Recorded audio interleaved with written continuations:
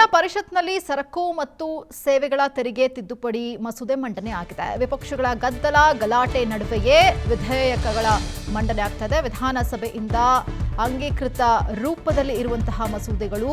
ಇನ್ನು ವಿಧೇಯಕಗಳ ಮಂಡನೆ ಮಾಡಿದ್ದಾರೆ ಸಚಿವ ಕೃಷ್ಣ ಬೈರೇಗೌಡರು.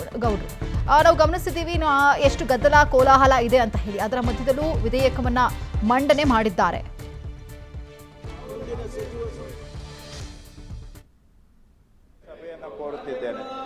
ಕರ್ನಾಟಕ ಅಂಗಡಿಗಳ ಮತ್ತು ವಾಣಿಜ್ಯ ಕಾರ್ಯಸಂಸ್ಥೆಗಳ ತಿದ್ದುಪಡಿ ವಿಧೇಯಕ 2026 ಪರಿಗಣಿಸಬೇಕೆಂದು ಪ್ರಸ್ತಾವ ಮಂಡಿಸಲಾಯಿತು. ಮಾನ್ಯ ಮಂತ್ರಿಗಳು, ಮಾನ್ಯ ಸಭಾಪತಿಯವರೇ, ತಮಗೆ ಗೊತ್ತಿರೋ ಹಾಗೆ ಪ್ರತಿಯೊಂದು ವಾಣಿಜ್ಯ ಸಂಸ್ಥೆನೂ ಕೂಡ ಕಾನೂನಿನ ಅಡಿಯಲ್ಲಿ ನೋಂದಣಿಯನ್ನು ಪಡ್ಕೊಳ್ಬೇಕಾಗಿರೋದು ಕಡ್ಡಾಯ ಆಗಿದೆ. ಇಷ್ಟು ದಿನದವರೆಗೆ occupational safety, health and working conditions code ಅಂತ ಕೇಂದ್ರ ಸರ್ಕಾರದವ್ರು ಇದ್ದಾರೆ. ಅದರ ಕೆಳಗಡೆ ಎಲ್ಲ ಸಂಸ್ಥೆಗಳು ಕೂಡ ನೋಂದಣಿ ಮಾಡ್ಕೋಬೇಕಾಗಿತ್ತು.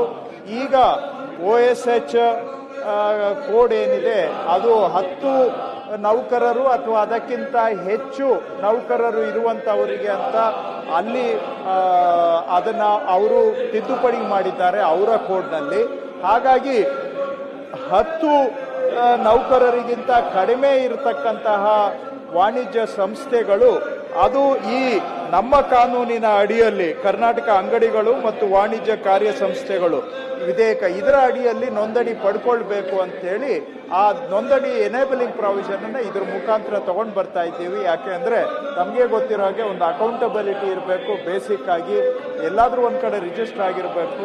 ಇಲ್ಲ ಅಂತ ಹೇಳಿದ್ರೆ ನಾಳೆ ಹೇಳೋರು ಇಲ್ಲ ಕೇಳೋರು ಇಲ್ಲ, ಅರಾಜಕತೆ ಆಗಬಾರ್ದು ಅನ್ನೋ ದೃಷ್ಟಿಯಿಂದ ಇದನ್ನು ತಗೊಂಡು ಬಂದಿದ್ದೇವೆ. ಇದಕ್ಕೆ ಅನುಮೋದನೆ ಕೊಡಬೇಕು ಅಂತ ಕೋರ್ತಾ ಇದ್ದೇನೆ. ಮಾತಾಡೋದು ಇದ್ದಾರಾ ಇಲ್ವಾ? ಓಕೆ. ಪ್ರಶ್ನೆ ಏನಂದ್ರೆ, ವಿಧಾನಸಭೆಯಿಂದ ಅಂಗೀಕೃತವಾದ ರೂಪದಲ್ಲಿರುವ ಕರ್ನಾಟಕ ಅಂಗಡಿಗಳು ಮತ್ತು ವಾಣಿಜ್ಯ ಕಾರ್ಯಸಂಸ್ಥೆ ತಿದ್ದುಪಡಿ ವಿಧೇಯಕ 2026 ಪರಿಗಣಿಸಬೇಕೆಂದು ಸೂಚಿಸುವುದು. ಪ್ರಸ್ತಾವದ ಪರವಾಗಿರುವ ಹೌದು ಎಂದು ಸೂಚಿಸಬೇಕು. ಪ್ರಸ್ತಾವದ ವಿರೋಧವಾಗಿರುವ ಇಲ್ಲ ಅಂತ ಸೂಚಿಸಬೇಕು. ಪ್ರಸ್ತಾವ ಹೌದು ಎನ್ನುವ ಪರವಾಗಿದ್ದು ಭಾವಿಸುತ್ತೇನೆ. ಪ್ರಸ್ತಾವ ಹೌದು ಎನ್ನುವ ಪರವಾಗಿದ್ದು ಭಾವಿಸುತ್ತೇನೆ.